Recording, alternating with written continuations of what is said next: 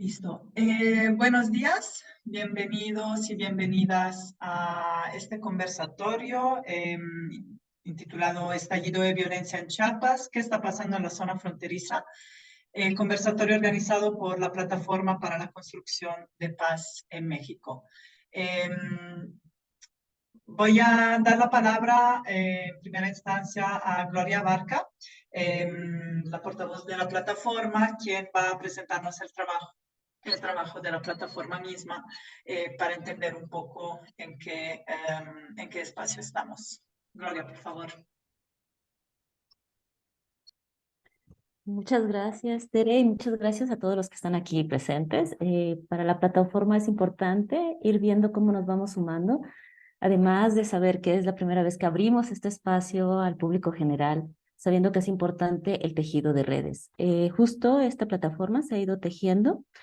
En este tejido hemos podido encontrar cómo la plataforma ha sido un espacio de diálogo, en este espacio de diálogo de sinergia en el que han convergido personas, organizaciones vinculadas a diferentes organizaciones. Empezamos en un inicio con la Red Global para la Prevención de los Conflictos, CHIPAC, también con el Servicio Civil para la Paz para el Mundo y también con el Foro Internacional de la Construcción de Paz en México, celebrado en Barcelona del 2019. Era una iniciativa para sumar redes, es decir, no solamente que las acciones vayan quedando comunicadas, sino cómo podemos empezar a sumarnos y generar esta suma de redes para empezar con esta plataforma. Oficialmente, la plataforma se constituyó en octubre del 2022 en un acto en San Cristóbal de las Casas, en Chiapas, con participaciones en esta ocasión de más organizaciones como Alumna, CCC México, Consorcio Oaxaca, Coreco, Energía y Estrategia, Centro de Derechos Humanos Fray Bartolomé de Casas, CERPAG México, CIPAS, SUECFOR, Taula por México de Barcelona, la iniciativa Whitaker para la Paz y el Desarrollo, también por activistas, periodistas, artistas y académicos, como optar una formalización de esta plataforma, coincidiendo con la constitución de ella misma el 25 de octubre del 2022 en San Cristóbal de la Casa. Se hizo un foro de construcción de paz de México para ver cuáles eran sus retos claves y ver cómo estaba el contexto actual. Asimismo, se hizo un comunicado, se sumaron más organizaciones y bueno, el día de hoy estamos teniendo un paso más de la plataforma para llevar a cabo esta reflexión. Hemos tenido 15 encuentros virtuales en donde se han reflexionado diferentes perspectivas sobre lo que está pasando en México, acompañados de las diferentes visiones. Además, actualmente se están sumando más redes a la plataforma y la plataforma a más movimientos y redes, y es por ello que estamos aquí invitando a todos ustedes para que esta plataforma sea impulsada, sumada y que podamos unirnos a estas reflexiones y sobre todo a las acciones. Así es que bienvenidos y muchísimas gracias. Muchísimas gracias, Gloria. Sí, efectivamente, estamos en este marco hoy. Yo me llamo Teresa Baratta y soy la responsable de incidencia de SUEFOR, que es el Movimiento Sueco para la Reconciliación, que justamente hace parte de la plataforma, y es en este marco que he sido invitada para la facilitación de este conversatorio. El objetivo de este conversatorio es el de amplificar la visibilización de la situación de la violencia que se ha generado en la zona fronteriza de Chiapas. Para dar a conocer la situación y exigir una intervención del Estado a protección de la población civil, el 13 de febrero de este año ha sido publicado el informe titulado Asedio a la vida cotidiana, terror para el control del territorio y graves violaciones a los derechos humanos, informe de organizaciones de la sociedad civil sobre la violencia en la región frontera de Chiapas. Este informe ha sido realizado por la Red Nacional de Organismos Civiles de Derechos Humanos, Todos los Derechos para Todas, Todos y Todes, la Red TDT, por el Colectivo de Monitoreo Frontera Sur y por la Mesa de Coordinación Transfronteriza, Migraciones y Género, Guatemala-México.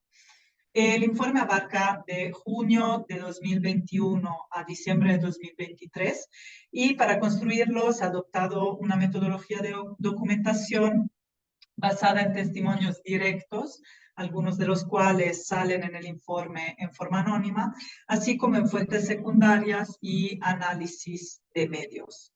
Hoy nos acompañan ponentes que tienen un conocimiento muy profundo de las dinámicas sociopolíticas y de la violencia en el estado de Chiapas y que en conjunto nos darán un panorama de la situación actual en la zona fronteriza, así como más a nivel regional. Intervendrán hoy el doctor Carlos Ogaz, la maestra Chloe Stevenson, el profesor Guillermo Trejo y el profesor Daniel Villafuerte. Antes de dar la palabra al primer ponente, quería recordar que cada presentación tendrá una duración aproximada de 15 minutos y que para poder permitir un intercambio final para el cual recogeremos preguntas que hayan surgido a lo largo de las ponencias, los invitamos y las invitamos a escribir sus preguntas justamente en el chat, serán recogidas al final y dedicaremos los últimos 20 minutos del conversatorio a responder a esas. Podemos pasar entonces a la primera intervención del doctor Carlos Ogaz, defensor de derechos humanos, doctor en antropología social y maestro en sociología política. Sus líneas de investigación son movimientos sociales, violencia, desplazamiento forzado y pueblos originarios. Forma parte del grupo de trabajo Región Frontera, que documenta la situación actual de violencia que emana de la disputa por el territorio entre grupos de la delincuencia organizada en la región. Carlos, por favor. Gracias, Teresa. Buenos días a todas, todos, todes. Un gusto, bueno, primero estar aquí con todas compartiendo pues esta información muy importante también, pues bueno, muy emocionado también de la recepción a esta convocatoria para este webinario. Y pues nada, justamente venimos el día de hoy. Bueno, yo estoy como parte del grupo de trabajo Región Frontera, que está conformada por organizaciones de la sociedad civil en México, y es para compartirle pues los principales hallazgos de este informe que, como ya compartió la compañera Teresa, se le ha nombrado Asedio a la vida cotidiana, terror para el control del territorio y graves violaciones a los derechos humanos, ¿no? Un informe de organizaciones de la sociedad civil sobre la violencia en la región frontera, pero bueno, que también abarca algunos municipios de la región Sierra, aquí en el estado de Chiapas. Este trabajo fue, pues bueno, a partir de una sistematización que hacemos desde el mes de junio del año 2021 hasta, y bueno, fue cerrado en el mes de diciembre del año 2023, ¿no? Es una sistematización profunda, colectiva, en la que trabajamos, y bueno, ahí damos cuenta cómo nos encontramos en medio de pues un conflicto armado que ha sido invisibilizado, ha sido minimizado también por el gobierno federal, por el gobierno estatal, y en medio de esto, pues organizaciones que hemos venido trabajando en esta documentación, que también acompañamos a organizaciones, a personas de los pueblos y comunidades de esta región, pues hemos sido difamadas. Sin embargo, y a pesar también de los riesgos que representan y representaban en ese momento y siguen representando hoy en día, pues decidimos emprender este esfuerzo de documentación, de sistematización y análisis. eh, pues bueno, incluso a pesar de poner en riesgo, ponernos en riesgo y trabajar con alta vulnerabilidad en medio de un contexto álgido, agudo de violencia, pues que emana de la disputa por el control del territorio entre la delincuencia organizada en el estado de Chiapas, particularmente en esta franja fronteriza. Decir que incluso de las cifras oficiales, ¿no? que hemos logrado acceder, se logra palpar la difícil situación por la que atraviesa actualmente el estado de Chiapas, ¿no? Es decir, que el Registro Nacional de Personas Desaparecidas y No Localizadas en el estado, ha registrado en el estado de Chiapas entre diciembre del 2018 y septiembre del 2023 a 812 personas en situación que han sido desaparecidas, ¿no? En este sentido, pues bueno, a pesar de estos, pues de esta cifra oficial y de la agudeza del fenómeno de la desaparición, pues no solamente es el único, digamos, grave violación a los derechos humanos que se presenta en ese territorio, ¿no? También logramos documentar de junio del 2021 a enero del 2024, hace un par de meses todavía, alrededor de 10.500 personas que han sido víctimas de desplazamiento forzado. Esto, pues bueno, sumado al fenómeno de la desaparición, pues nos habla de una profunda crisis de derechos humanos y de graves violaciones a los derechos humanos que está pues viviendo la población que se encuentran en estos territorios. Y pues bueno, es muy importante también destacar pues el ambiente también geoestratégico que representa la región sur-sureste, ¿no? Particularmente el estado de Chiapas, para el impulso, para el desarrollo de los principales proyectos que está impulsando la actual administración federal, encabezada por Andrés Manuel López Obrador. Es importante hacer énfasis que, bueno, Chiapas se encuentra atravesado por los tres principales proyectos, que es el Tren Maya, el corredor transísmico y la refinería Dos Bocas, ¿no?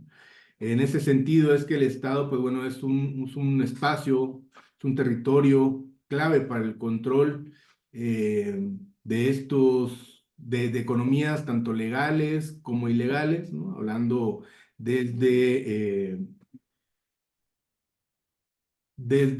tráfico de armas, ¿no? Tráfico de personas, obviamente, eh, pues tráfico de drogas, ¿no?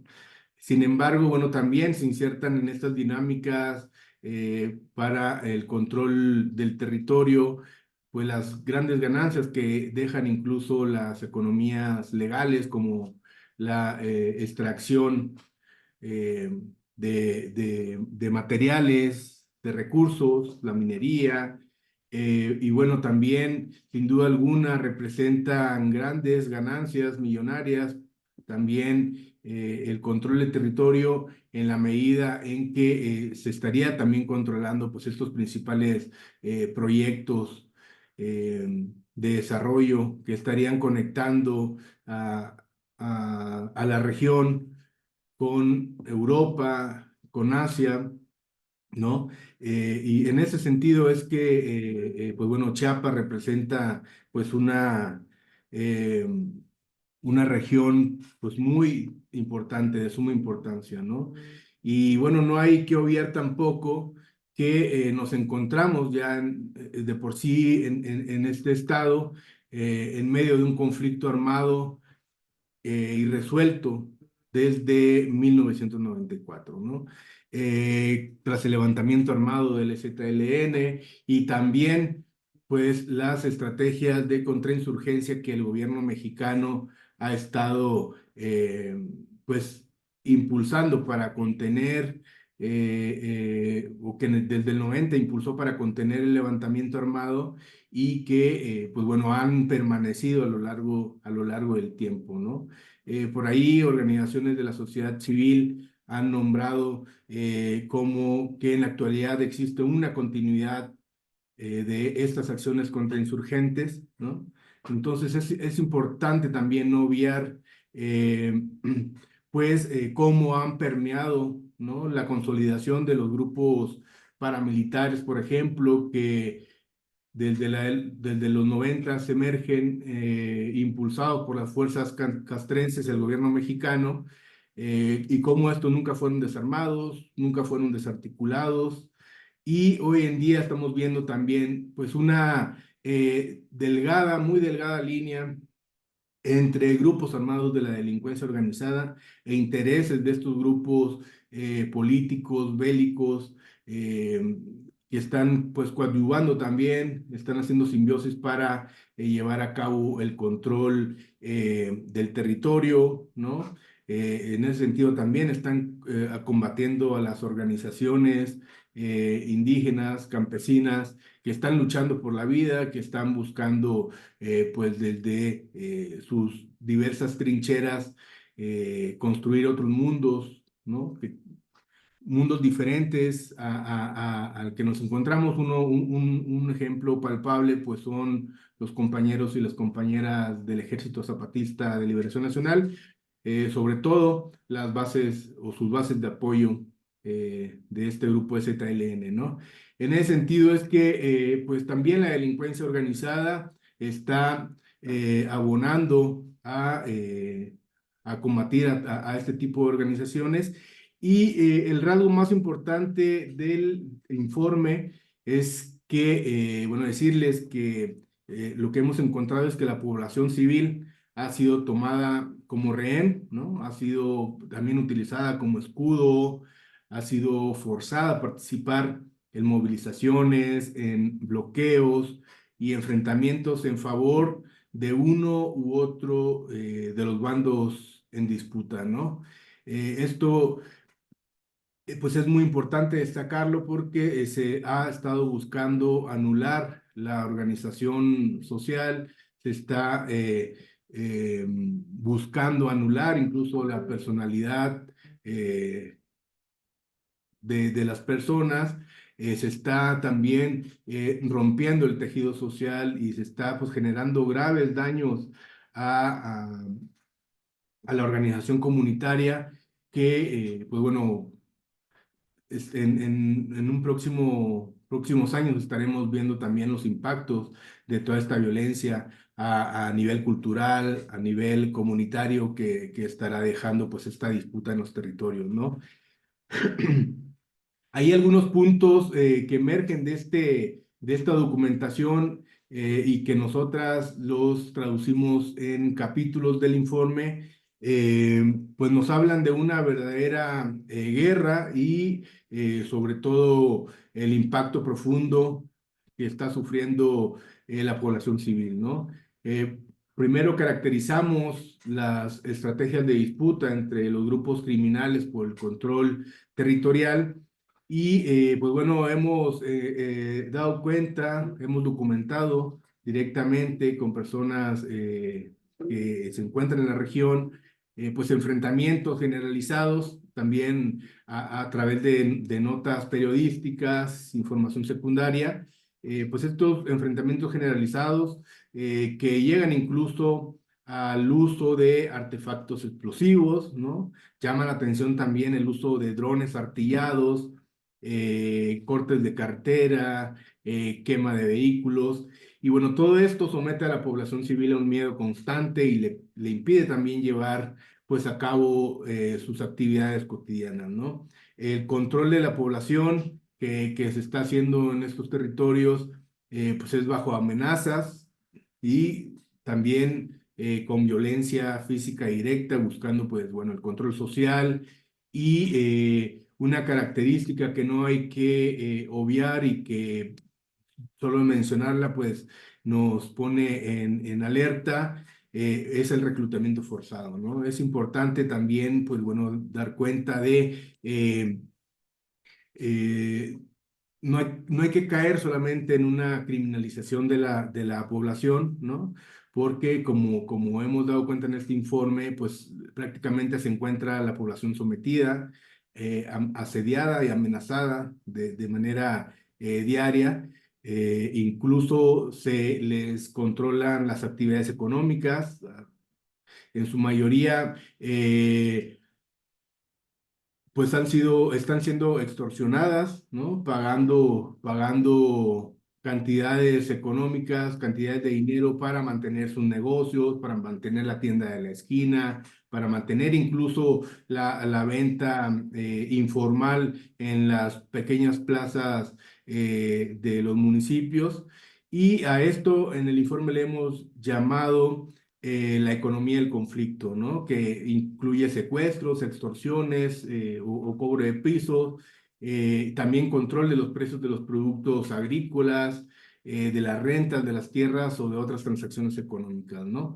Dentro de las estrategias de terror que hemos encontrado en esta zona de conflicto, pues bueno, se centran en una sensación permanente de inseguridad por parte de la población que pues es derivada de este control de los grupos delincuenciales que han tomado pues bueno la vida cotidiana, y en general la vida se desarrolla en medio de un miedo permanente ante la violencia generalizada. También, bueno, decir que se están controlando también las instituciones sociales, ¿no?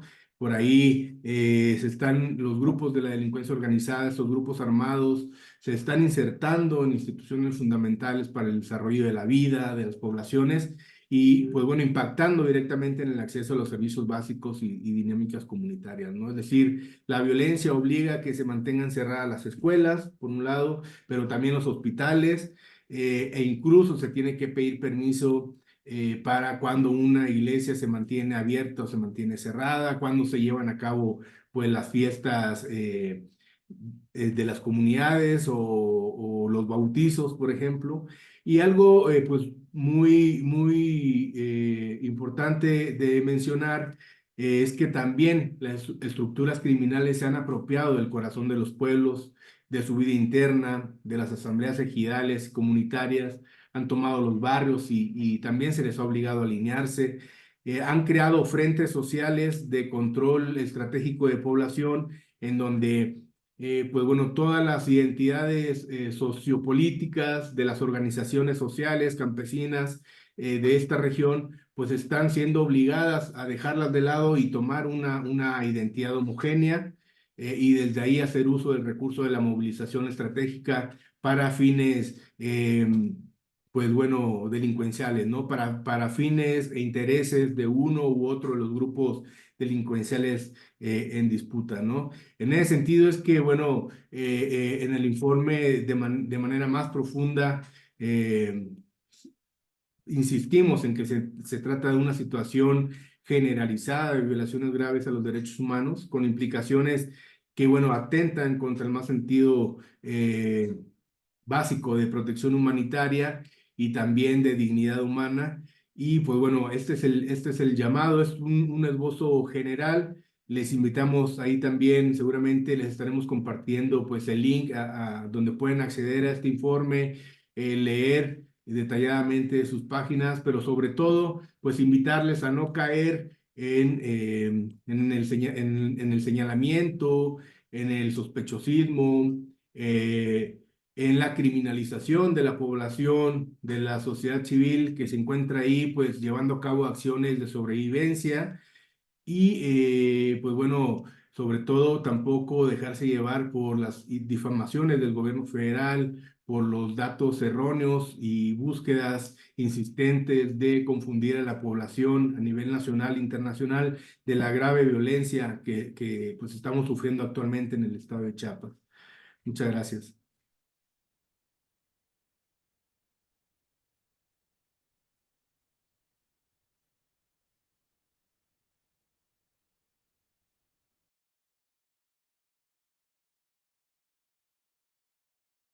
No Ahí se el escucha. micrófono, por favor.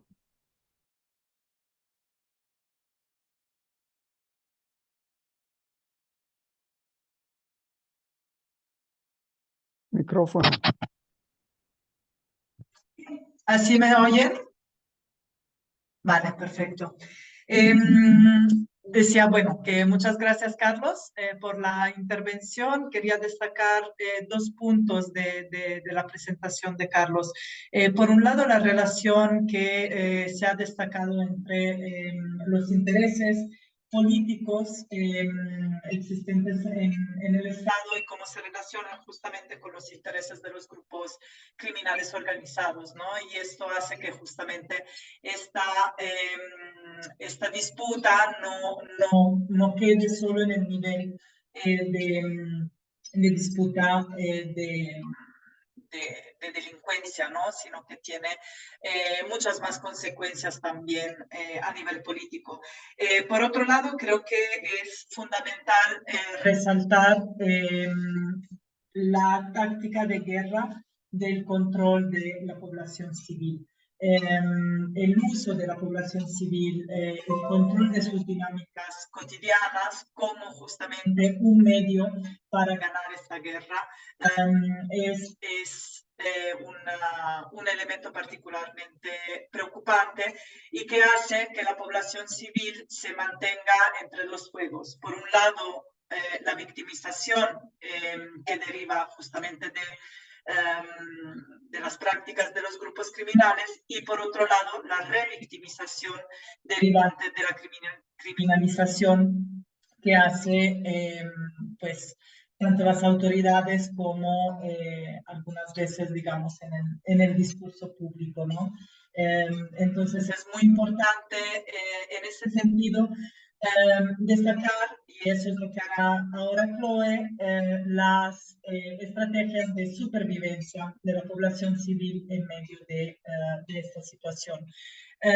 Chloe Stevenson es defensora de derechos humanos, basada en Chiapas, con 15 años de experiencia en medios de comunicación y en la defensa de derechos humanos. Ha trabajado tanto en Chiapas como en Oaxaca y Guerrero. Chloe, por favor, aquí la palabra. Muchas gracias, Tere. Buenos días a todos, a todas y a todes. Muchas gracias por estar. Sí, como le decía Teresa, les voy a comentar un poquito de lo que pudimos observar, de lo que son las respuestas y las estrategias de las personas, de las comunidades, de las poblaciones de la zona. Les voy a compartir mi pantalla para que puedan ver una pequeña presentación. Y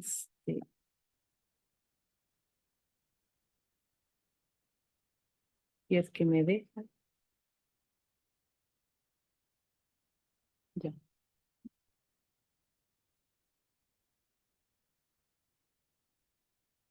Listo. Entonces sí, lo que mencionó bien Carlos, ¿no? Es que hay mucha violencia, hay mucho miedo, pero aún así, pues, y por esta razón más bien, las personas, las comunidades van desarrollando pues respuestas, estrategias para sobrevivir, pero también incluso para resistir ante este panorama. Mencionar que son cosas que nos hace mucha falta documentar de forma más rigurosa, más profunda, que nos faltan sistematizar. Por ahora, más bien son pues observaciones, informaciones que pudimos recopilar a través de los testimonios directos, que sirvieron de base también para el informe, a través de fuentes indirectas, a través de un monitoreo de los medios también. Y pues lo que quiero dar a ver es que al igual que los impactos, los mismos impactos de la violencia, las respuestas que tienen las personas también es diferenciada, ¿no? Los impactos no son los mismos a según de muchos factores, sean factores de género, de edad, del lugar donde las personas viven, etcétera. Pues es lo mismo en sus formas de reaccionar e incluso de resistir. En algunos puntos lo voy a mencionar de forma más específica, pero solo para tomarlo en cuenta de manera transversal, ¿no? En todos estos elementos. Además, otra vez quiero resaltar la complejidad de la documentación que hemos tenido igual para esta parte. Primero, comentarles del desplazamiento forzado, que pues ha sido un fenómeno muy fuerte que pudimos observar y documentar directamente en algunas ocasiones. Entre el 2021 y el mes de febrero de este año 2024, estimamos que 10,000 personas estuvieron obligadas a dejar sus hogares, muchas veces sus tierras, sus milpas, sus animales, es decir, sacrificar pues no solo su estabilidad y cierto sentido muy relativo de seguridad, sino también sus alimentos, sus fuentes de ingresos. Hubieron episodios más masivos. Un ejemplo es lo que ocurrió en mayo del año pasado, donde estimamos que aproximadamente 3,500 personas huyeron de la violencia en comunidades de frontera Comalapa, o bien en enero de este año, cuando entre 2,000 y 3,000 personas originarias de varias comunidades de Socoltenango y de La Concordia se desplazaron tras un grave enfrentamiento. Igual en enero de este año, medios de comunicación reportaron que en Bellavista solo queda el 30% de la población y que el resto ya se ha desplazado, abandonaron sus casas porque además de la presencia de personas armadas, se agotaron los víveres y los alimentos. Es muy difícil identificar con precisión dónde van las personas, cuántas regresan, cómo, dónde, etcétera. Algunas se trasladan a albergues, otras se quedan en casas de familiares, incluso otras en casas rentadas. Sin embargo, a veces los mismos familiares se niegan a recibir las personas desplazadas justo por el miedo y el sospechosismo que también mencionó Carlos, ¿no? Este miedo que las personas puedan estar vinculadas a un grupo o que hayan sido señaladas como teniendo vínculos. Y aparte de estos episodios más masivos, también hay un desplazamiento hormiga que es más difícil aún registrar y documentar. Hay familias también que van y vienen. No sabemos cuál es la proporción de quienes siguen su camino hasta la frontera norte con el objetivo de pasar a los Estados Unidos. A la hora de desplazarse, vemos también que todas las personas no tienen las mismas posibilidades ni las mismas estrategias. Recopilamos testimonios de personas que decían que en su comunidad adultos mayores pues se habían quedado, ¿no? A pesar de su vulnerabilidad, justo por la gran dificultad de moverse. Y en ocasiones también puede ser una forma de que siga cierto cuidado de las casas, de las tierras donde se quedan estas personas mayores.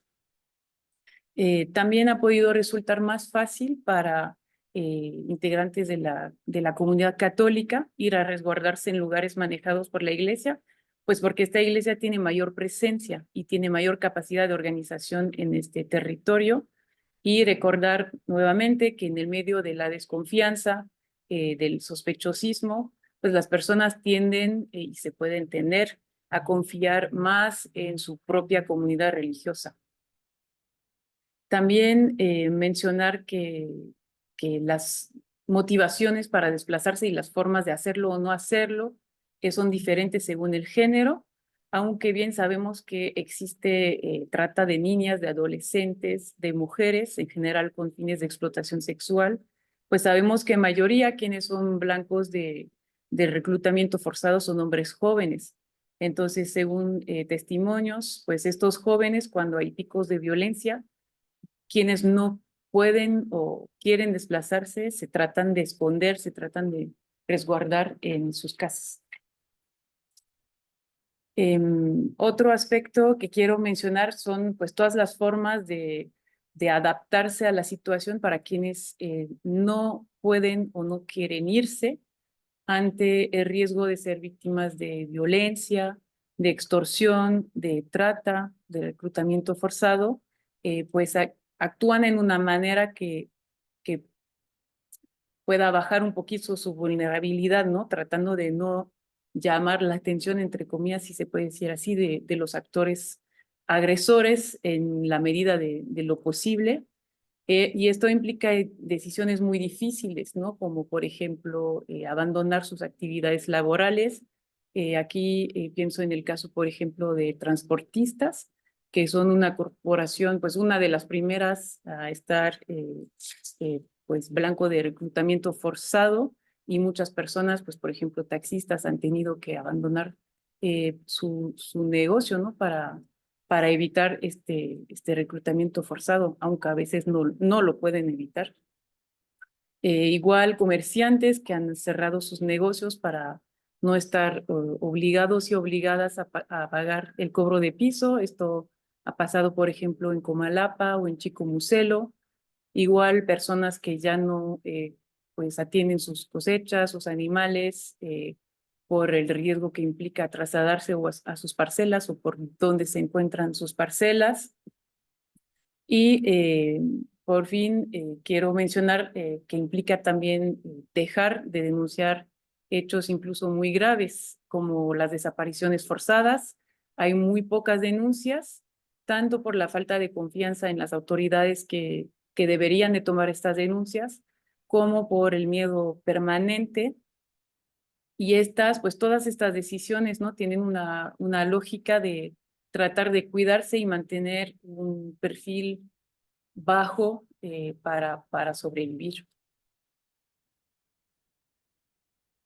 A pesar de todo y en medio de este panorama y de violencia, pues vemos que no hay un sometimiento total de las organizaciones y de la ciudadanía. Todavía hubieron denuncias, las personas dentro de lo que cabe en algunos lugares, en algunos momentos, siguen organizándose. Quiero, por ejemplo, mencionar el caso de Chicomucelo. A lo largo del año 2022 y del 2023 se intensificaron los amedrentamientos por parte de la delincuencia en contra de las comunidades de Chico, y estas llevaron a cabo acciones de denuncia, de protesta incluso pública, y estas acciones culminaron en el mes de octubre del 2023. Precisamente el 12 de octubre se organizó una marcha en contra de la violencia generalizada, de la impunidad estatal y de la imposición de proyectos mineros. Las comunidades, aquí cito su comunicado, denunciaron enfrentamientos, desapariciones, despojo, extorsiones y reclutamiento forzado, además de que hay presencia de grupos del crimen. A pesar de estas denuncias públicas muy valientes, las omisiones del Estado mexicano dieron lugar a que criminales atentaran en contra de la vida del profesor José Artemio López, quien fue torturado, asesinado dentro de su domicilio y frente a toda su familia, unos 10 días después de la marcha, el 21 de octubre. Y pues resaltar que el profesor Artemio era uno de los organizadores más destacados de la marcha, era un luchador social conocido, y que su asesinato estuvo acompañado de amenazas y de un ultimátum en contra de otras personas defensoras de derechos humanos y del territorio. Es muy difícil, la verdad, que las comunidades se organicen, pues por las consecuencias que pueden tener, que acabo de mencionar y que son terribles, también por la desconfianza. Muchas personas, pues por razones obvias, no se quieren reunir con quienes no conocen, tienen miedo que una persona u otra pertenezca a un grupo o haya podido apoyar, entre comillas, a un grupo. Pero aún así, nuevamente en el mes de enero, habitantes de Chicomucelo denunciaron públicamente, cito, la violencia del crimen organizado, el ataque de las Fuerzas Armadas, quienes están violentando a la sociedad civil que ha decidido resguardar sus pueblos por la creciente violencia y enfrentamientos entre cárteles. Y aquí aparece claramente que la inacción y connivencia por parte de los elementos de las fuerzas de seguridad del Estado ha llevado a que hayan demandas por parte de la población civil exigiendo su retirada de ciertos lugares. Para citar otra vez el comunicado de enero, en Chicomucelo la población se cuestiona por qué las Fuerzas Armadas permitieron el desalojo de varias comunidades por parte de los grupos criminales y mantienen secuestrado al pueblo y a ellos no les dicen nada. ¿Por qué violentan a las comunidades en resistencia?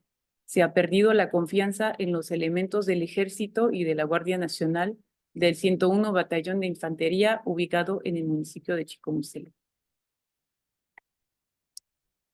Por otro lado, hay en contraste llamados al Estado y en particular llamados a la intervención de las Fuerzas Armadas ante la indefensión generalizada derivada de la disputa, pues la disputa entre grupos que sus mismas estrategias son propias de un contexto de guerra. Entonces la población en varias ocasiones ha reclamado la urgente intervención tanto del Ejército como de la Guardia Nacional y el reforzamiento de la seguridad y vigilancia en distintos tramos carreteros. También ha solicitado un monitoreo más constante en las comunidades con el fin de evitar el paso de comandos armados. En la franja fronteriza hay presencia de bases militares, de destacamentos, de puestos de control, de cuarteles de la Guardia, hay tránsito de vehículos de Fuerzas Armadas. Sin embargo, este despliegue pues, no ha tenido un efecto consistente para frenar la escalada de violencia. Y no obstante, la posición y las demandas de la población civil, pues como hemos visto, es muy diversa, a según del lugar, a según del momento, y con frecuencia puede resultar contradictoria. Desde nuestra perspectiva, no refleja sino la negligencia del actuar de las Fuerzas Armadas, cuyas funciones incluyen la garantía de la seguridad interior. Y por terminar, quiero mencionar la conformación en algunas ocasiones de autodefensas. Esto pues está pasando en la zona fronteriza, pero también en otras partes del estado. Y pues se conforman grupos que se autodenominan autodefensas. Es muy difícil saber cuáles son sus motivos, sus motivaciones, sus objetivos, quiénes los conforman, pero es muy preocupante que sí son muchas personas jóvenes. Aquí nada más les voy a poner un pequeño extracto de un reportaje de la periodista Fátima Monterrosa. No nos queda de otra que proteger nuestro propio y siempre nuestras comunidades. Ahora los campesinos empuñan rifles viejos, pistolas hechizas, machetes, piedras, palos, motosierras y hasta sus resorteras. ¿Por qué estamos haciendo esto? Porque también yo me dedico a la hortalización de la hortaliza. ¿Cuál es nuestro pueblo que bajamos a vender? Es Comalapa. Pero ya ni en Comalapa podemos votar. Cuando baja uno a vender un metro,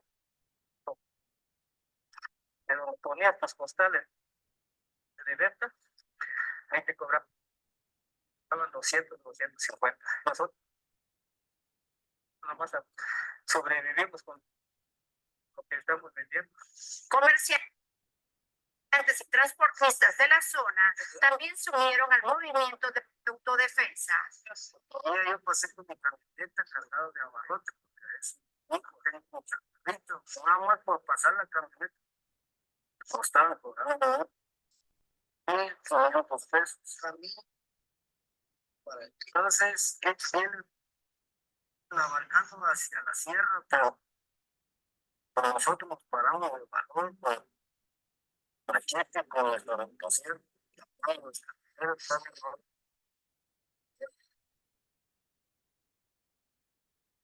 Bueno, no sé si se dio a entender muy bien este videíto. Esto, para concluir, pues muchas gracias. Comentarles que esperamos a futuro poder documentar con pues más rigor y más detalles justo este actuar de la población y cómo está respondiendo ante el contexto de violencia en la zona frontera. Muchas gracias. Muchísimas gracias, Chloe. Muy interesante lo que nos comentas. Se destaca pues un amplio espectro de estrategias adoptadas por parte de la población civil que van desde el desplazamiento, así como al mantenerse en el territorio. Y hay también diferentes formas de actuar, ¿no?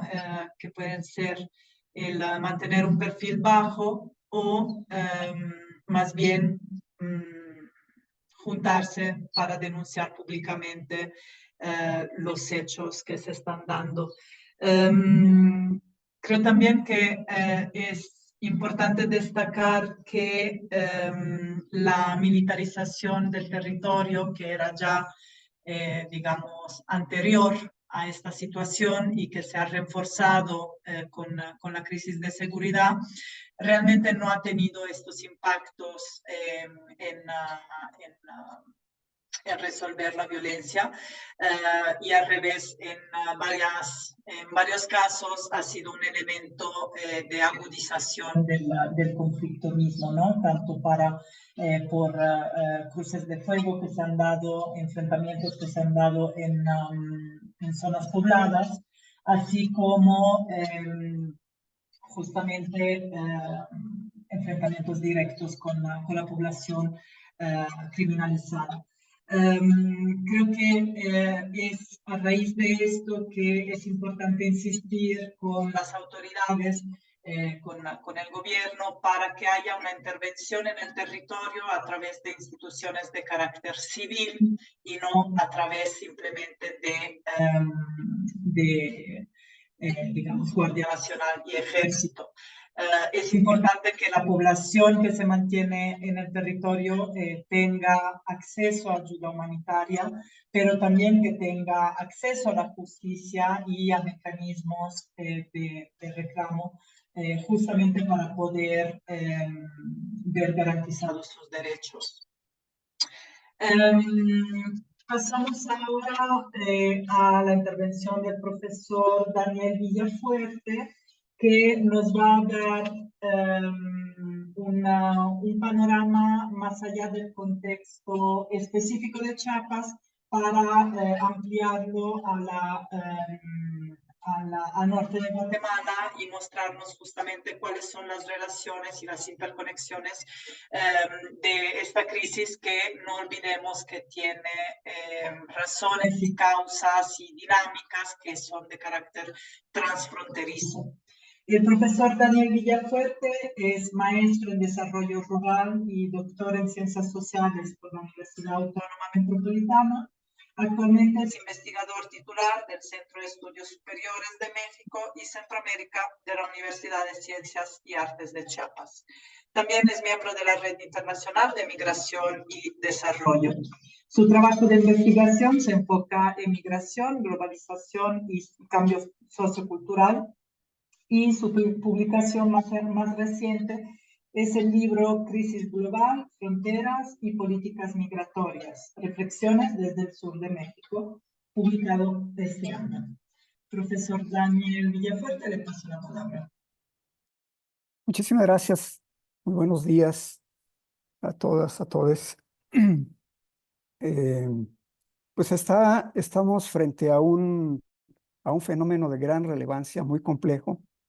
Es un fenómeno que estamos viviendo ahora en Chiapas, que se ha visto en otras regiones del país y que es necesario, después de escuchar este informe muy preciso, esta narrativa muy amplia, dar un contexto quizás un poco más amplio, ¿no? A eso voy a referirme en esta intervención breve, empezando por decir que lo que está ocurriendo en el sur de México está muy articulado con la condición de frontera. Chiapas es la bisagra que une a México con Guatemala, es la puerta grande para entrar a Centroamérica. Es una frontera secularmente olvidada por el gobierno federal, que fue redescubierta a inicios de la década de los 80 en el marco del desplazamiento forzado de miles de guatemaltecos a territorio mexicano, como consecuencia, obviamente, de la guerra civil. A raíz de los atentados del 11 de septiembre del 2001 en Estados Unidos, el gobierno de ese país puso el foco en la frontera sur de nuestro país por la entrada de transmigrantes del Triángulo Norte de Centroamérica. Esto, según ellos, por la posible infiltración de potenciales terroristas. En correspondencia con lo anterior, México junto con Guatemala formaron en octubre del 2002 el Grupo de Alto Nivel para la seguridad fronteriza, que luego lo haría con Belice en 2005, también con Honduras y posteriormente con El Salvador. Guatemala desplegó elementos de seguridad en su frontera con México y con Honduras. En el gobierno de Peña Nieto, en agosto de 2013, se firma en la Ciudad de México un memorándum de entendimiento del Grupo de Alto Nivel de Seguridad entre México y Guatemala. El propósito, según dijo el gobierno de México, es desarrollar acciones que contribuyan a tener una frontera más próspera y segura. En 2008 se pone en marcha la Iniciativa de Seguridad Regional para Centroamérica, llamada CARSI por sus siglas en inglés, y en tiempos de Obama se crea el Plan Alianza para la Prosperidad del Triángulo Norte, que fue presentada en diciembre de 2014 en Washington. Fue una iniciativa elaborada con la asesoría del gobierno norteamericano y el Banco Interamericano de Desarrollo, con el propósito de contener la migración, atender la seguridad y se incluye el tema de drogas y el combate a las pandillas. El plan representaba la cara del desarrollo económico y la prosperidad que emulaba el Acuerdo para la Seguridad y Prosperidad de América del Norte para Guatemala, El Salvador y Honduras, con la participación de México y Estados Unidos. Para este propósito, el entonces vicepresidente de Estados Unidos, Joe Biden, viajó en marzo del 2015 a Guatemala para reunirse con sus homólogos de Guatemala, El Salvador y Honduras, junto con Luis Alberto Moreno, presidente del Banco Interamericano de Desarrollo. La idea básica de la reunión era conocer con detalle las acciones de cada eje del plan, que eran básicamente los siguientes. 1, dinamizar el sector productivo. 2, generar empleos. 3, mejorar la seguridad. Y 4, fortalecer las instituciones del Estado. El tema de la seguridad articulado al tráfico de drogas, armas y migrantes ha sido una preocupación del gobierno de Estados Unidos. México se ha visto obligado a implementar una serie de medidas para la seguridad fronteriza, desde el Plan Sur en el gobierno de Vicente Fox en el año 2001 hasta el programa Frontera Sur puesto en marcha por Peña Nieto en junio de 2014 como respuesta a las presiones de Estados Unidos debido a la crisis migratoria. En materia de seguridad, Estados Unidos ha tenido diversas intervenciones en operaciones con el gobierno de Guatemala mediante la intervención del Comando Sur. También ha recibido apoyos en equipo y presencia de elementos del ejército de Estados Unidos. En 2014 se formó la Fuerza de Tarea Tecunumán con 260 efectivos y 42 vehículos tácticos y 5 vehículos IMO. El secretario de Seguridad de Estados Unidos, Led Johnson, acompañado de John Kelly, jefe del Comando Sur, realizó una visita de 2 días a Guatemala. La fragilidad del Estado guatemalteco, vinculado a las relaciones con las élites, la corrupción y la debilidad de su base fiscal, hace que se generen espacios ingobernables. Así, los grupos del narco operan sin mayor problema. Incluso existen referencias del gobierno de Estados Unidos de que un grupo de narcotraficantes utilizó soldados para proteger sus cargamentos de droga después de que llegaban al mar.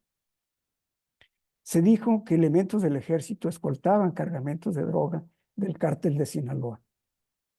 Desde hace años, Centroamérica ha sido estación de paso y bodega de cocaína.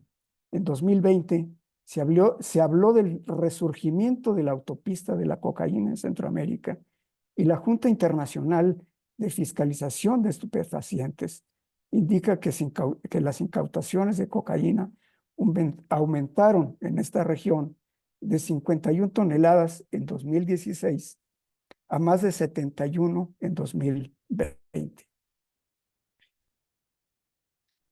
Guatemala es el eslabón estratégico de acceso al mercado de drogas de Estados Unidos.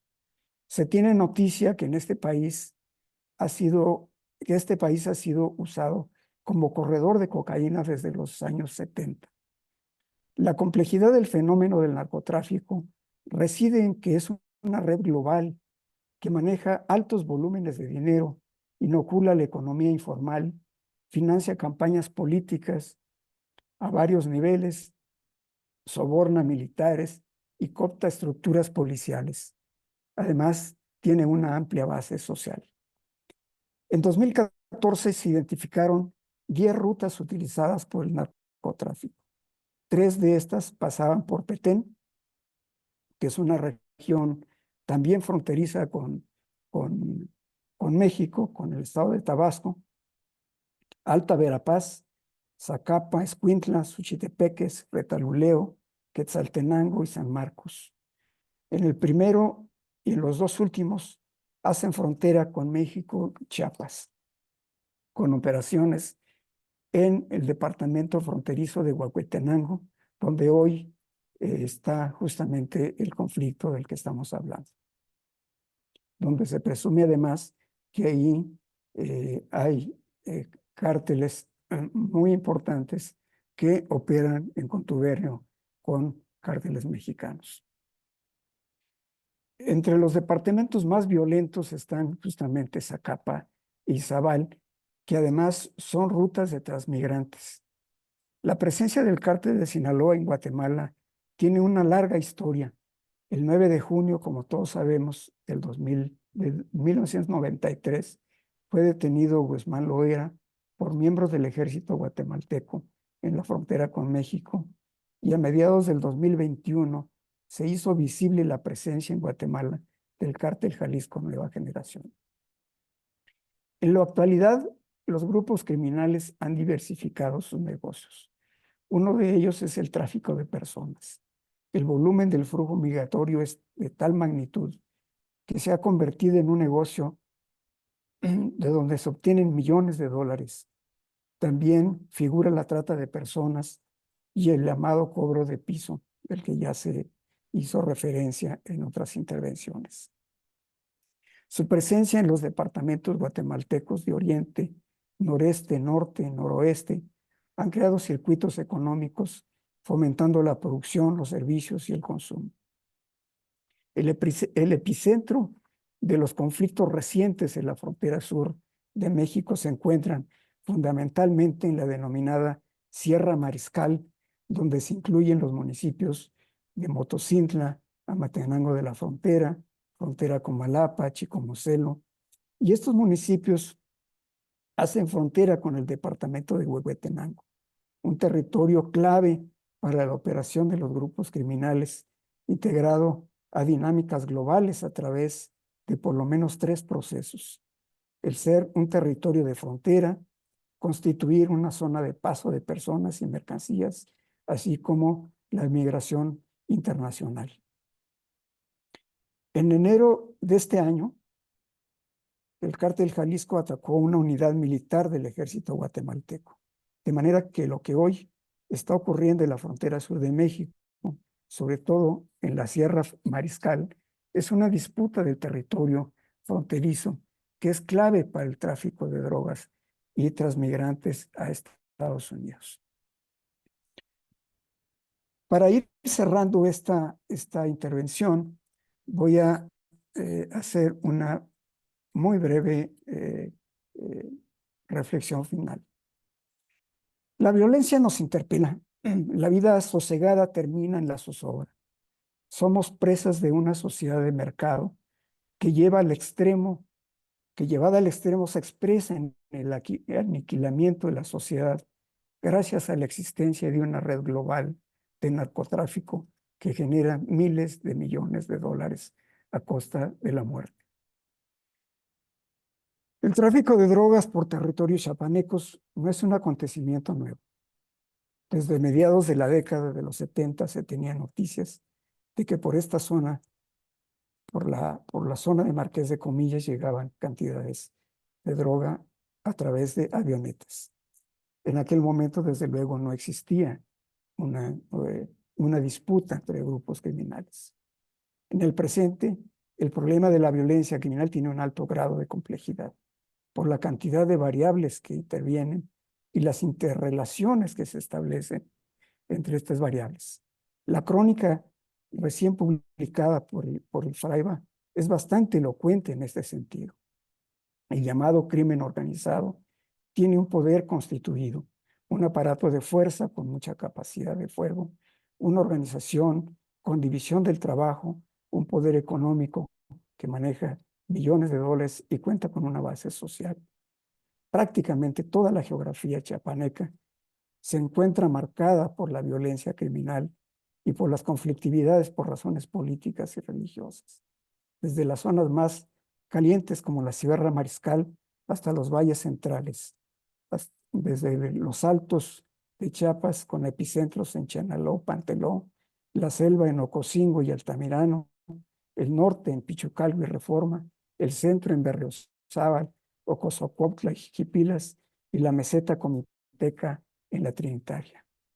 Frente a este escenario, la gran pregunta es, ¿qué hacer?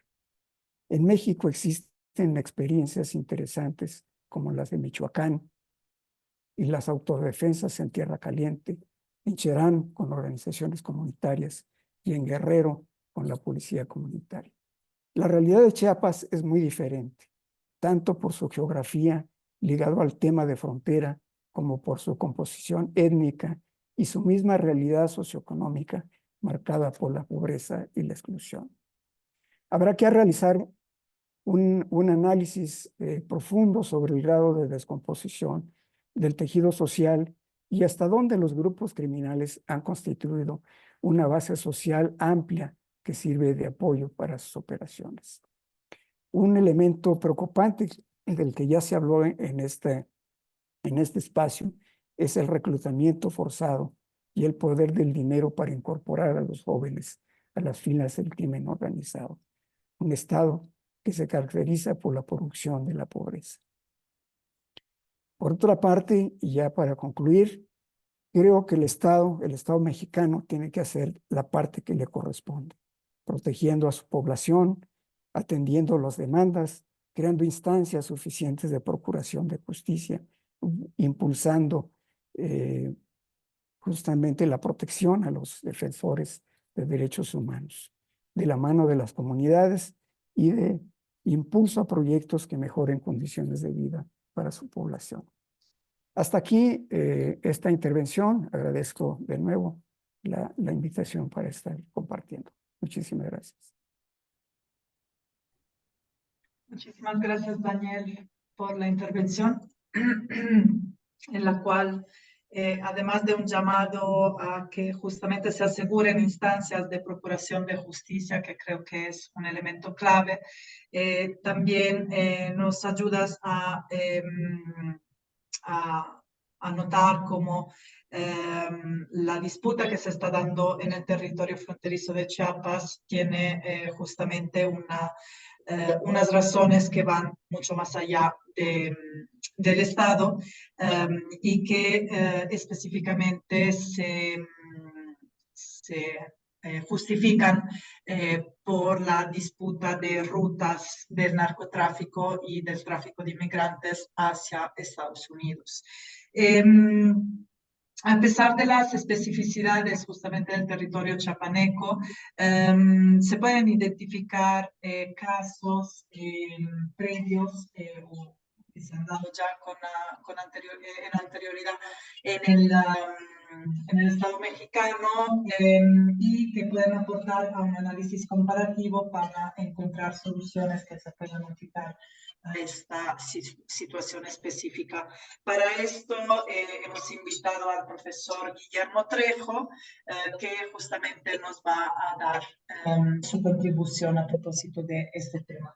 Guillermo Trejo es profesor de Ciencias Políticas en la Universidad de Notre Dame, director del Laboratorio de Violencia y Justicia Transicional del Kellogg Institute for International Studies e integrante del Instituto Kroc para Estudios Internacionales de Paz.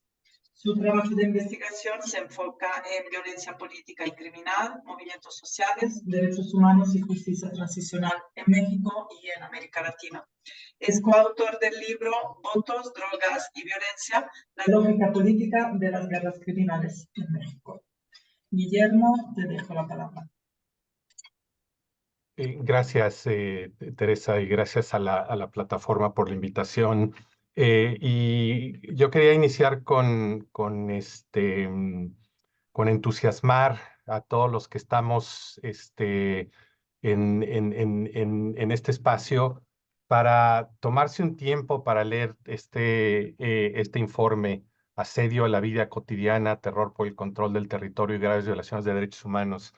Me parece que es un grito que viene desde el territorio, desde lo más profundo del territorio en el sur de México, y el país necesita este tipo de informes muy desde lo territorial para repensar muchas de las claves de esta pues ya larguísima estela de violencia que ha vivido México.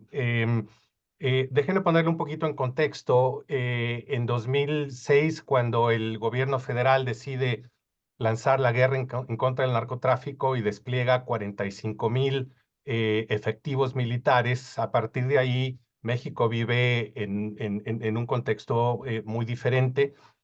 Pasamos de tener 5 o 6 cárteles de la droga a tener más de 450 organizaciones criminales de distintos tamaños, y de distintos niveles de poder político, económico, militar.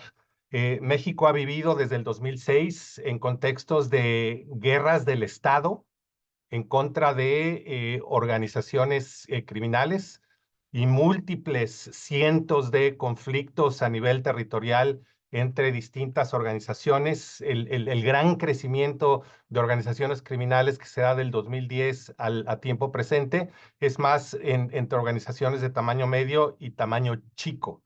En buena medida, lo que nos narra este informe y lo que se está viviendo en Chiapas, en distintas regiones, pero en la zona fronteriza en particular, quizás es el último gran estallido de una de estas guerras criminales que las hemos experimentado en distintas partes de Guerrero, de Michoacán, de Jalisco, de Sinaloa, de Sonora, de Baja California Norte, de Chihuahua, el sur de Chihuahua y la ciudad de Ciudad Juárez, pero también del sur de Coahuila, Tamaulipas, Veracruz, Morelia, Estado de México, etcétera. Quizás lo que llama mucho la atención de lo que está sucediendo en Chiapas es que durante los primeros 12 años de estas guerras, la guerra que confronta el Estado en contra de los cárteles de la droga y los conflictos muy localizados por distintas formas de control, habían escapado en algún sentido a Chiapas, pero como lo narra este reporte del 2021 a la fecha, Chiapas trágicamente está inmerso o está inmersa en esta vorágine bélica. Quizás uno de los rasgos más distintivos es que en ningún estado el proceso de deterioro y de violencia y de graves violaciones de derechos humanos se ha dado de manera tan acelerada como lo hemos visto en Chiapas. Entonces, déjenme, voy a plantear algunas reflexiones que vienen a partir del informe. Lo primero es los actores que el informe señala, y ante la pregunta de quiénes están detrás de esta violencia, el reporte es muy claro sobre algunos actores y quizás un poquito más ambiguo sobre otros porque en realidad se tiene poca información. En el reporte identificamos claramente a un estado contrainsurgente, y yo creo que si en alguna región del país, en Guerrero, en Chiapas, en Chihuahua, en Sinaloa, se tiene como muy vigente la existencia de este estado contrainsurgente, bueno, es en Chiapas, ¿no? El reporte habla claramente de un estado contrainsurgente que estuvo detrás de la Guerra Sucia en los años 60, 70 y 80, y que estuvo detrás de la guerra en contra de comunidades y pueblos indígenas en los años 90, no nada más en Chiapas, también en Oaxaca, en Guerrero, en Veracruz, en Hidalgo, en las Huastecas. Entonces, este Estado contrainsurgente que sobrevive la transición a la democracia y que lo utiliza Felipe Calderón para iniciar la guerra en contra del narcotráfico, ha estado vigente en toda la etapa democrática, con gobiernos de derecha, con el PRI y ahora con la izquierda. Entonces, este Estado contrainsurgente es clave, no nada más porque utiliza técnicas contrainsurgentes para pelear la guerra en contra del narcotráfico, sino porque hay muchas deserciones de este Estado contrainsurgente. Quizás la más fuerte es la de los GAFES, esta fuerza de élite militar que deserta y se convierte en el brazo armado del cártel del Golfo, y a partir de ahí los conflictos criminales entre cárteles alcanzan niveles exorbitantes de violencia. Entonces, el reporte pone la lente en el Estado contrainsurgente, que me parece que es muy importante, que se vivió los propios GAFES y algunos de los Zetas que empezaron sus operaciones en los 90 ya más públicas en Chiapas y que luego se fueron al Golfo, a Tabasco y a Veracruz, y de ahí lo recluta el cártel del Golfo. Es otro rostro de este Estado contrainsurgente. Entonces, lo que vemos es un Estado contrainsurgente que pelea en contra de los cárteles, pero también partes de este Estado contrainsurgente que se convierten en los brazos armados o los ejércitos privados de los cárteles. Esto nos retrata parte de la letalidad, y esta letalidad está muy presente, muy vigente, porque como ya se dijo aquí, lo dijo Carlos, Chiapas tiene muchos conflictos que no, bueno, quedaron irresueltos, muchos actores claves de esta política contrainsurgente de los 90 que siguen hoy vivos, se han refuncionalizado y ahora participan de otras formas en las pugnas por el poder económico, político, criminal en la región. Los otros grupos que claramente aparecen en el reporte son cárteles, organizaciones criminales o bandas criminales. Y me parece que estos son los dos actores principales, pero el reporte está muy consciente, y aquí es donde viene quizás el primer llamado, a que buena parte de los actores que están detrás de estos conflictos no son nada más las bandas criminales o no nada más es el Estado contrainsurgente, sino, atinadamente, como el reporte lo llama, estructuras criminales complejas, estructuras político-criminales, empresariales, de seguridad, militares, policiales, y quizás ahí es donde viene uno de los grandes retos, no nada más para entender, para prevenir, para construir paz en estos contextos de guerra, el tratar de identificar cuáles son las estructuras de actores, cuáles son estas redes que están detrás de mucha de esta violencia. Por la experiencia en otras partes de México y en otras partes del mundo, quizás en Guatemala, el país que más éxito ha tenido en identificar este tipo de estructuras criminales. Sabemos que están muchas veces políticos locales a nivel de gobiernos de los estados, políticos a nivel de los municipios. Sabemos que está la policía estatal, a veces la policía municipal, a veces regiones militares, oficiales de zonas militares, pero también empresas transnacionales o empresas locales. Y aquí quizás el punto más importante es que no son nada más estas bandas criminales, no nada más son los actores del Estado contrainsurgente, sino un conjunto complejo de actores que varía mucho de una región a otra. No podemos decir, esta es la plantilla de actores que representa estas estructuras criminales y eso aplica para todo el país. Varía de un estado a otro y de una región a otra. Seguramente varias de estas estructuras criminales que están en estas disputas, en estas guerras criminales, algunas estarán aliados con algunas fuerzas de seguridad, a lo mejor policías municipales, pero otros con estatales, y unos con políticos de un partido y otros del otro. Quizás uno de los grandes retos que tenemos como país, como Chiapas, como zona fronteriza, es empezar a documentar todo esto. Sé que es muy complejo, es muy complicado. Quizás al sur de la frontera y tenemos quizás una de las grandes experiencias que fue el proyecto REMI, liderado por la ODAC, la Organización de Derechos Humanos de la Arquidiócesis de Guatemala, Sé que es un proceso muy complejo, muy rico, que le costó la vida trágicamente a Monseñor Gerardi, pero sin el descubrimiento de las estructuras político-criminales, militares, las fuerzas clandestinas que cometieron tantas atrocidades en la guerra civil y que luego inundaron el mundo criminal, sin ese trabajo de la REMI hubiera sido muy difícil el trabajo de la CICIG y hubiera sido muy difícil el trabajo de las fiscalías especializadas y de los tribunales de mayor riesgo, desmantelando 70 estructuras criminales. Termino este primer punto. Es muy importante, y yendo hacia adelante, México ahorita está inmerso en un proceso débil, muy débil de justicia transicional que echó a andar el actual gobierno. Hay un proceso de búsqueda de verdad, un mecanismo de esclarecimiento histórico que enfrenta todo tipo de vetos militares, que está conectando pasado con presente. Va a ser muy importante hacia adelante tener muchos de estos procesos, pero a nivel territorial, regional, comisiones de la verdad a nivel regional, que puedan dar luz, no nada más de la conexión pasado con presente, pero también que den luz sobre todos estos actores que forman parte de las estructuras criminales, insisto, a nivel local, y por eso es tan importante la experiencia de Colombia de tener casas de verdad, procesos de verdad muy locales, muy regionales, desde territorio, como también se hizo en REMI en Guatemala. Segundo punto, me parece muy importante el llamado del informe de caracterizar este conflicto como un contexto de guerra. Pensemos que para mí en lo personal no basta hablar de violencias cuando tenemos ya 350,000 personas que han muerto en estos conflictos entre el Estado y los grupos criminales y las estructuras criminales. 350,000.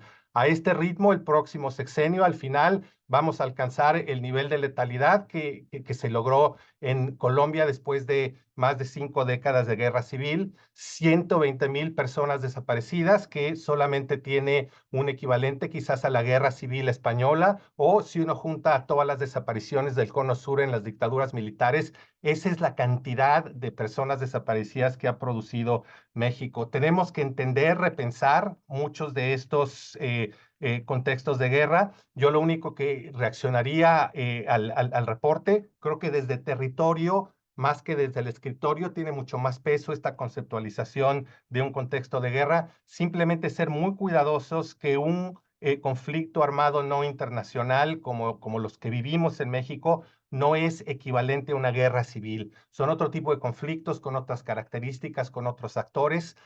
Uno de los grandes problemas en Colombia es que están tratando de ver a todas las estructuras criminales con la lente que vieron a las FARC. Entonces, cuando pasan del proceso de paz con las FARC a la paz total, ahí es donde todo se complica porque creo que no hay un entendimiento adecuado de estas guerras criminales. Hay mucho que el reporte nos dice sobre patrones de estas guerras que es muy importante. Yo lo único que diría es tratar de ver esta economía de guerra junto con la gobernanza criminal, porque son dos caras de una misma moneda. Todos estos impuestos criminales no es simplemente extorsión, son impuestos criminales que prácticamente todo mundo tiene que pagar, desde iglesias, tortillerías, vulcanizadoras, campesinos, panaderías, tortillerías, pollerías, etcétera, ¿no? Entonces, este es parte no nada más de una economía de guerra, sino de una gobernanza criminal.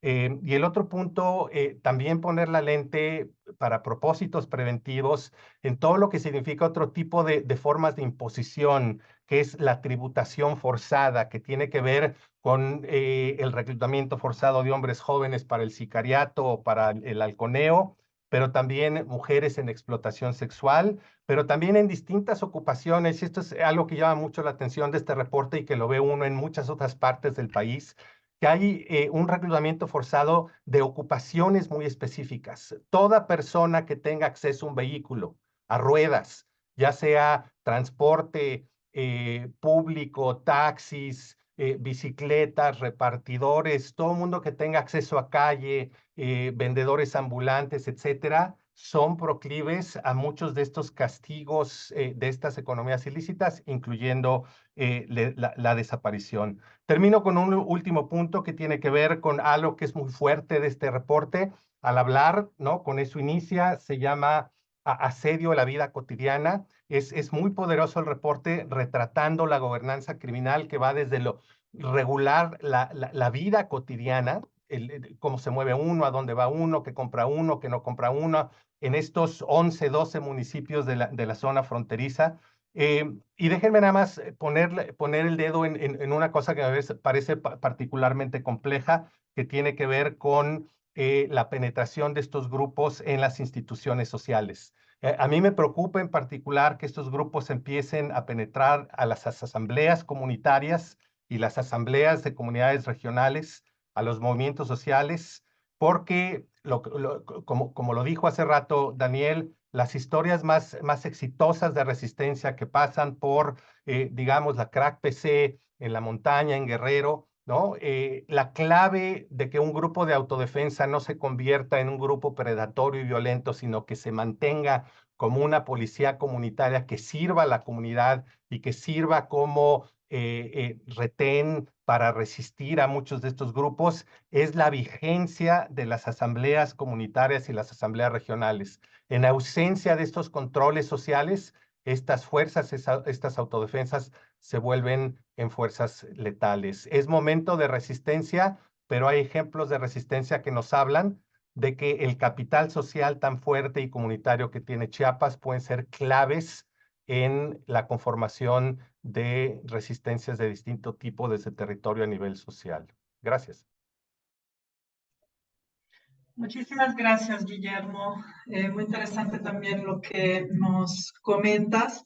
Creo que es importante destacar de tu intervención, entre varias cosas, justamente el enfoque territorial necesario para atender esta situación. Hemos hablado de dinámicas que justamente tienen raíces transnacionales, pero que luego se concretizan en dinámicas muy locales y que justamente toman también, digamos, elementos o formas diferentes hasta entre municipios, ¿no?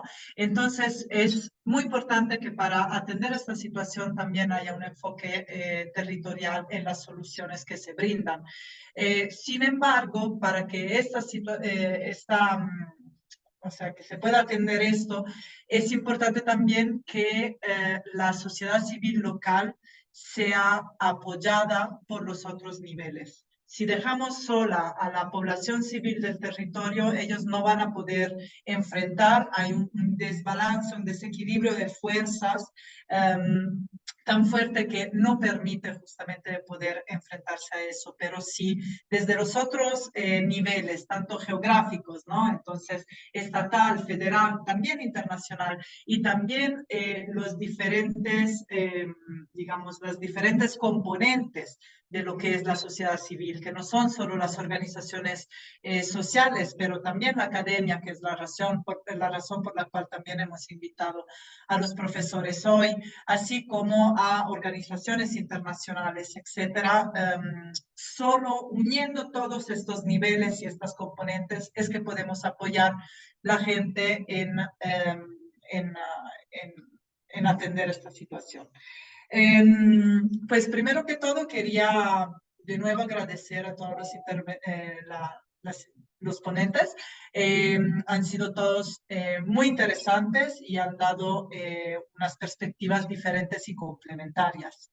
Hemos tenido también mucho interés por parte de la audiencia y quería agradecer también la participación que ha habido tanto en el chat como en la parte de preguntas.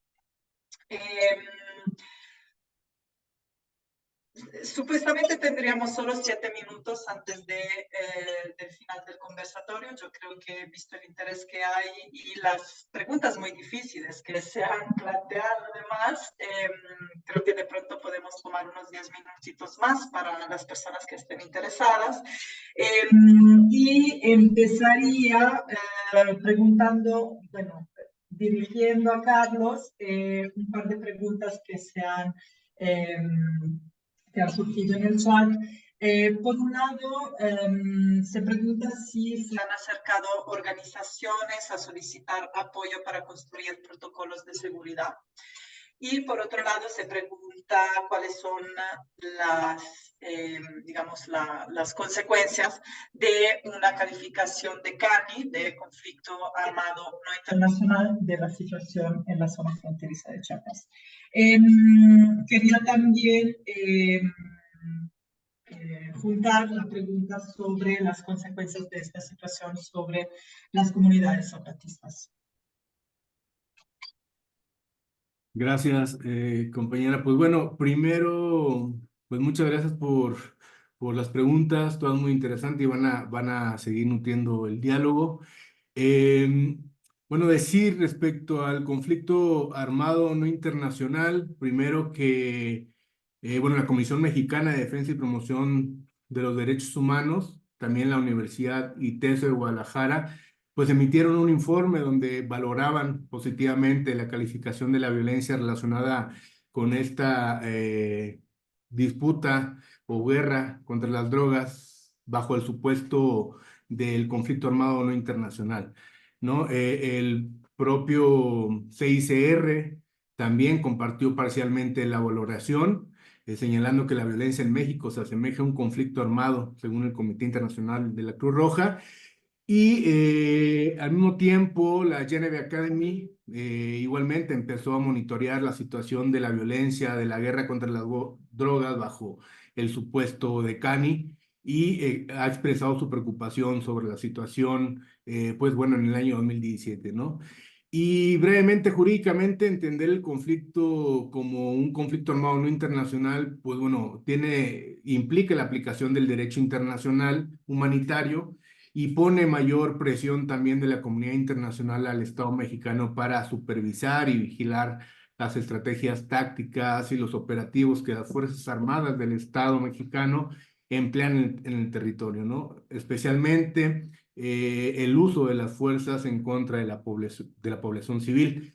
También calificar como CANI también permite que las víctimas de esta violencia armada puedan acceder a la justicia internacional o a mecanismos extraordinarios bajo el supuesto de posibles crímenes de guerra o crímenes de lesa humanidad y particularmente que accedan a medidas de reparación adecuadas en relación al grave daño que ese tipo de conflictos provoca sobre la vida y los derechos de las personas, ¿no?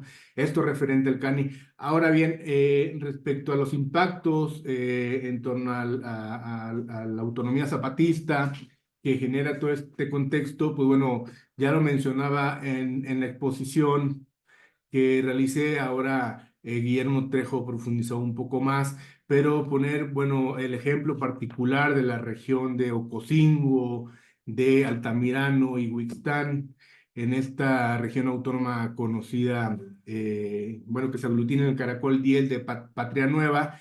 Ahí organizaciones corporativistas armadas que tienen equipo táctico, armas de alto calibre, es en donde se puede caracterizar, si bien son organizaciones corporativistas armadas, también están, pues bueno, teniendo se está dibujando esta línea entre organizaciones corporativistas armadas y también organizaciones vinculadas a la delincuencia organizada, ¿no? El propio Ejército Zapatista de Liberación Nacional en septiembre del 2021, en su comunicado Chiapas al borde de la guerra civil, denunciaba cómo estas organizaciones pues están disputando el territorio autónomo zapatista y cómo también están vinculadas a la delincuencia organizada, y esto se traduce en un alto poder de fuego,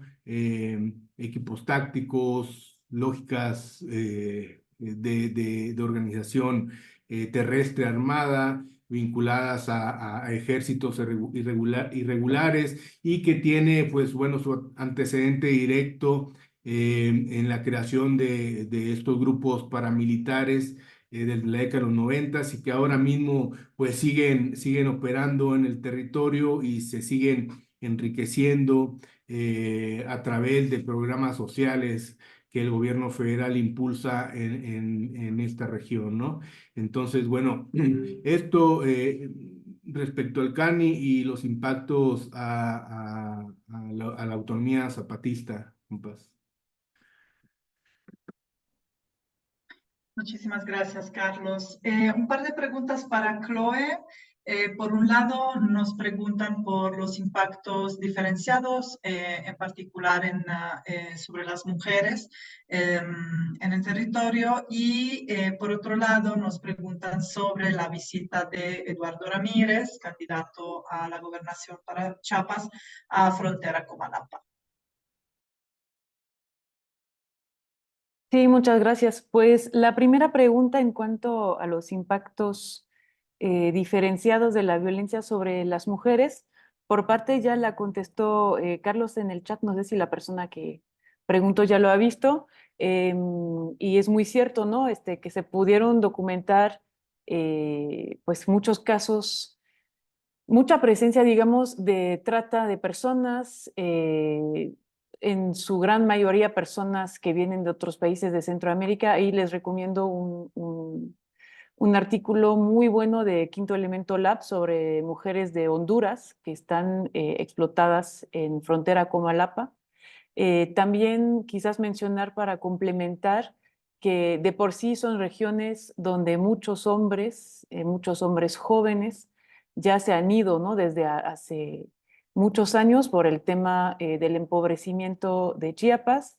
Muchos hombres emigran al norte del país o incluso a los Estados Unidos. Entonces, de por sí son lugares pues donde muchas veces las familias se quedan, las mujeres, en el caso de familias pues heterosexuales, mujeres con niños, niñas, se quedan ahí asumiendo doble papel, ¿no? Entonces, esto es muy fuerte y se puede ver también en los casos de desplazamiento, en los albergues, pues ahí son muchísimas mujeres, niños y niñas que tienen que asumir la carga de este desplazamiento y en general pues de mantener como pueden a sus familias. Y el otro tema que era de la visita del candidato Eduardo Ramírez, pues para quienes quizás no saben, él es el candidato a gobernatura de Morena y pues realmente todo apunta a que sí va a ganar la elección y pues yo diría lo que a mí personalmente me preocupa mucho es que su discurso cuando fue a frontera con Malapa va mucho en la línea del negacionismo que hemos escuchado por parte del presidente incluso, ¿no? De no pasa nada en Chiapas. Era, como los llaman, va a frontera con Malapa y hace un llamado a que regresen las horas serenas, que es totalmente surrealista para quienes conocen el contexto de violencia. Entonces, esto es una preocupación fuerte. Lo otro es que una persona que ha sido señalada desde hace varios años, tanto por posibles vínculos con la delincuencia organizada, por vínculos con grupos paramilitares, entonces también esto pues genera bastante inquietud para la población y para la sociedad civil.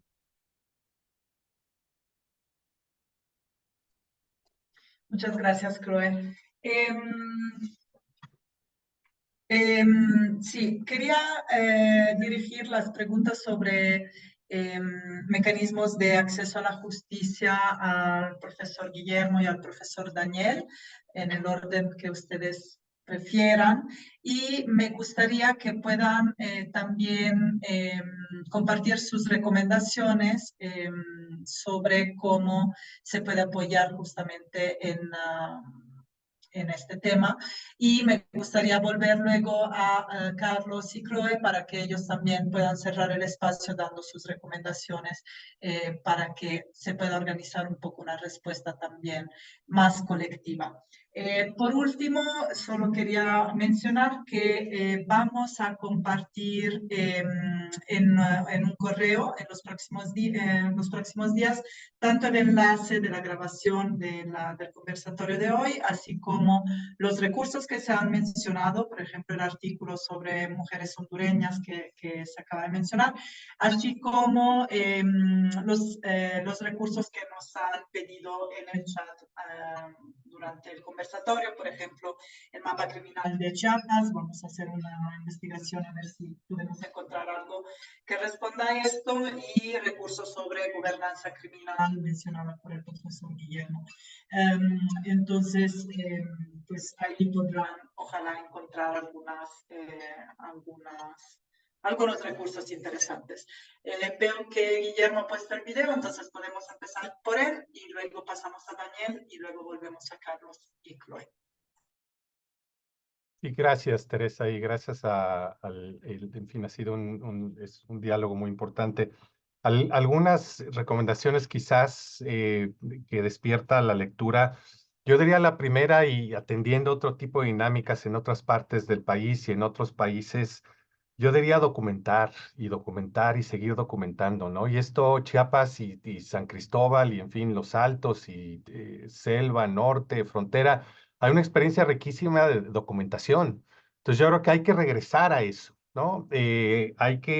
Parte del problema es que hay tanto de lo que está pasando en territorio que no se ve internacionalmente, no se ve desde Ciudad de México, pero tampoco no se ve tan claramente desde Tuxtla y a veces no se ve tan claramente desde el propio territorio, ¿no? Entonces ahí es donde la información es tan importante del periodismo local, con mucho cuidado, ¿no?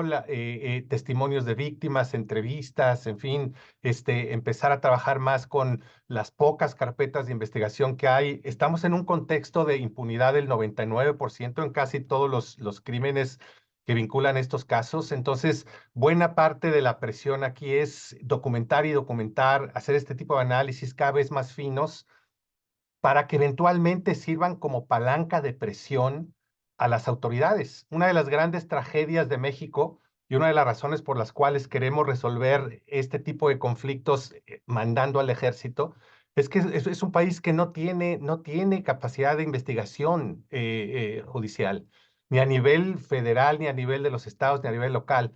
Está la capacidad, pero también están los incentivos, está la impunidad, que no es simplemente un accidente por ineficiencia, ¿no? Entonces, desde sociedad civil, desde organizaciones de derechos humanos, desde quienes acompañamos, documentar, identificar patrones, yo diría que sirvan eventualmente de insumos para futuras comisiones de la verdad. Yo creo que llevamos 10 años hablando de justicia transicional en México, otros países, Guatemala lleva medio siglo, Colombia y demás, pero nada de eso pudo haber sido posible ni en Perú, ni en Guatemala, ni en la propia Colombia, de no haber sido este trabajo de hormiga desde abajo, de organizaciones, de víctimas y más, de estar documentando absolutamente todo.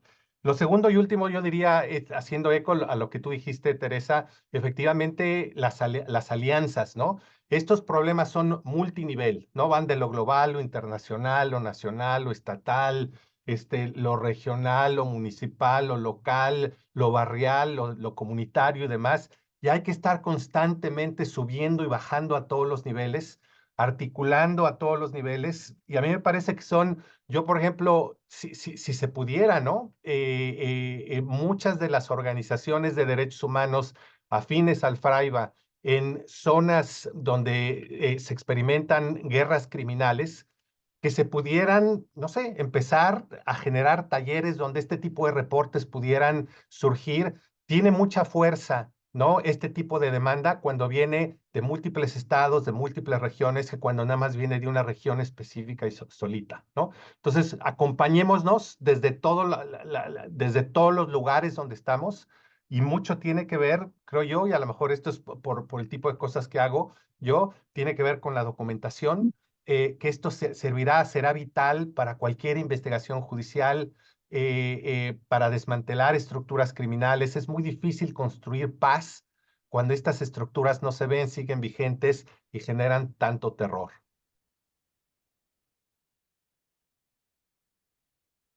Muchísimas gracias. Daniel. Sí, muchas gracias, Teresa, por la moderación. Y bueno, pues yo diría de manera muy breve, un poco en esta línea que planteaba Guillermo, que es muy importante construir un diagnóstico que resulta fundamental, recuperando pues una serie de elementos que ya de una u otra manera están escritos. Esta misma presentación que se hizo hoy me parece que da muchos elementos. Hay problemas emergentes que hay que sistematizarlos. otros que están insuficientemente abordados, que hay que hacer toda esta radiografía de la estructura de conflictos que están a distintos niveles, tanto a nivel regional como local, que tienen como dinámicas diferentes, tienen una lógica diferente, están ligados a procesos diferentes, tienen orígenes diferentes. Entonces, todo esto darle una articulación que permita justamente tejer fino y encontrar un poco las posibles salidas a un problema muy complejo que hoy estamos enfrentando. Y efectivamente, pues Chiapas siempre llega tarde a estos acontecimientos y hoy estamos viendo la expresión de todo lo que ha ocurrido en otras partes del país, lo estamos viendo aquí. Y eso nos da una ventaja quizás para recuperar experiencias de otros lados. Y creo que hay temas también estructurales que habría que pensar un poco en la perspectiva de esta pregunta de que, pues, ¿qué pasa con el planteamiento de los candidatos ahora, particularmente el gobierno de Chiapas? Me parece que está en el tintero ahí la gran discusión sobre la reforma judicial en México y cómo se articula con los estados, en este caso, en el caso de Chiapas, ¿no?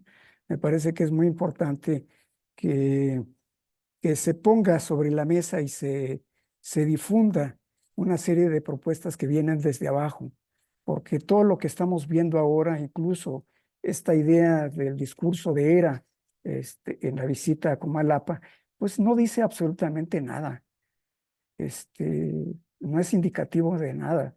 O sea, es un discurso político que pretende simplemente decir, bueno, ya estoy aquí y vamos a hacer algo, pero no dicen qué sentido ni con quién y por dónde avanzar las líneas estratégicas, ¿no? Así me parece que es muy importante, ya para terminar, recuperar todo este potencial de capital social que hay en Chiapas, de las comunidades, la organización comunal. Me parece que podría dar pautas muy importantes a pesar de todo esto que se ha comentado, de los miedos, de los recelos, de las inseguridades, las vulnerabilidades. Creo que hay algo muy importante que hay que recuperar, que es ese potencial de organización, y creo que eso es lo que nos va a salvar en algún momento. Yo ahí lo dejaría. Muchas gracias. Muchísimas gracias, Daniel, también. Carlos y luego Chloe y Chloe, y vamos cerrando. Gracias. Pues bueno, creo que para cerrar es importante decir que hay que reconocer pues este conflicto en el que se encuentra actualmente esta región fronteriza en el estado de Chiapas, garantizar al mismo tiempo la protección a la población civil frente a las graves violaciones a los derechos humanos, ¿no?, sistemáticas. Y pues bueno, partir de reconocer el conflicto para impulsar acciones estratégicas de fondo que vayan más allá de la perspectiva militarista que solamente pues profundiza las violaciones a los derechos humanos. Y pues bueno, nuevamente muchas gracias a todos quienes estuvieron aquí al pendiente. Esperamos que se siga dialogando de estos importantes temas, sobre todo que nos acuerpemos y impulsemos también acciones internacionales que visibilicen la situación actual. Gracias, Carlos. Chloe. Sí, pues habían algunas preguntas en torno a qué se puede hacer, cómo se puede apoyar, cómo las personas desde sus diferentes lugares pueden intervenir. Pues yo creo que empezando con lo que estamos haciendo hoy, ¿no? Abrir estas discusiones, poner el enfoque en lo que está pasando en Chiapas, visibilizar. Realmente sí nos ayuda si pueden dar eco al trabajo que estamos haciendo las organizaciones de este grupo de trabajo, ir compartiendo el informe. Y aquí en específico, pues les invito mucho a que vayan a la parte de recomendaciones, que es una parte cortita hacia el final del informe. Ay, perdón, ni tengo mi cámara. Y ahí, pues sí, hay algunas demandas que nosotras planteamos para el Estado mexicano y para la comunidad internacional, y creo que son herramientas también que se pueden apropiar las personas y las organizaciones para hacer su propia incidencia, ¿no? No sé, escribir cartas, hacer llamados a diferentes autoridades, incluso hay preguntas desde lo internacional, pues también, ¿no? Pedir a sus gobiernos que vayan alertando. Yo creo que son cosas que sí pueden ser útiles. Para quienes están en el territorio chiapaneco hay también necesidades humanitarias, pero ahí es estar muy pendientes de las peticiones de las poblaciones, ¿no? De repente llega mucho acopio de un tipo cuando se necesita de otro, entonces es estar muy pendiente de las organizaciones locales en terreno que van pues replicando estos llamados a la ayuda humanitaria. Pero sí, de todas formas, nuevamente agradecer mucho a quienes participaron el día de hoy, comentarles que se grabó este conversatorio y quienes pidieron también más recursos, pues trataremos de hacerlo llegar en los días que vienen. Muchas gracias. Muchísimas gracias, Chloe, y de nuevo, un agradecimiento especial a todas las ponentes y a la audiencia. Y agradezco la participación, el interés. Veo que hay realmente mucha voluntad de hacer algo, ¿no? Y eso es lo que más importa, que estos conversatorios no se queden solo como una conversación de 1 hora y media, sino que justamente puedan abrir puertas a acciones posteriores. Les agradezco de nuevo también por la paciencia de estos 15 minutos ulteriores que hemos tomado y les agradezco, pues, les deseo un buen día para quien está en América Latina y una buena tarde para las personas en Europa. Muchas gracias. Hasta luego.